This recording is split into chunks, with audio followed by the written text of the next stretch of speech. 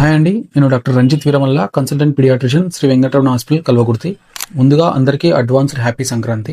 రేపటి నుంచి పిల్లలకు హాలిడేస్. సో ఈ హాలిడేస్ సంక్రాంతి పిల్లలతో హ్యాపీగా ఆనందంగా జరుపుకోండి. సంక్రాంతి అంటే మనకు ముఖ్యంగా గుర్తుకొచ్చేది గాలిపటాలు. సో ఈ గాలిపటాలు పిల్లలు ఎగిరేసి ఆడేటప్పుడు ఖచ్చితంగా కొంచెం జాగ్రత్తలు వహించండి. ఇందులో మొదటిది, పెద్దల పర్యవేక్షణ లేకుండా పిల్లలని గాలిపటాలు ఎగిరేయడానికి బయటికి పంపించకండి. సెకండ్ వన్, డాబాపై గాలిపటాలు ఎగిరేసేటప్పుడు పెద్దల పర్యవేక్షణ ఖచ్చితంగా ఇంపార్టెంట్. ఎందుకంటే డాబాపై నుంచి అనుకోకుండా పడిపోయి కాల్జారి కింద పడిపోవడం. సెకండ్ థింగ్, గాలిపటాలు ఎగిరేసేటప్పుడు అనుకోకుండా విద్యుత్ తీగలు తగిలి కరెంట్ షాక్ తగలడం, ఇలాంటివి కామన్గా చూస్తూ ఉంటాం మేము ప్రతి సంవత్సరం సంక్రాంతి టైంలో. మూడవది, most important thing, China manja.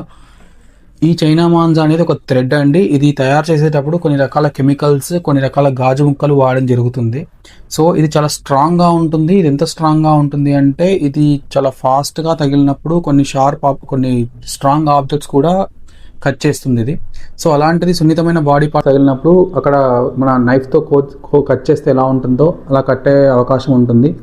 మెయిన్గా చాలామంది ప్రతి సంవత్సరం ఈ గాలిపటాలు ఎగరేసేటప్పుడు ఫేస్ పై, హ్యాండ్స్ పై ఇలా దెబ్బలతో చాలామంది వస్తుంటారు మా దగ్గరికి.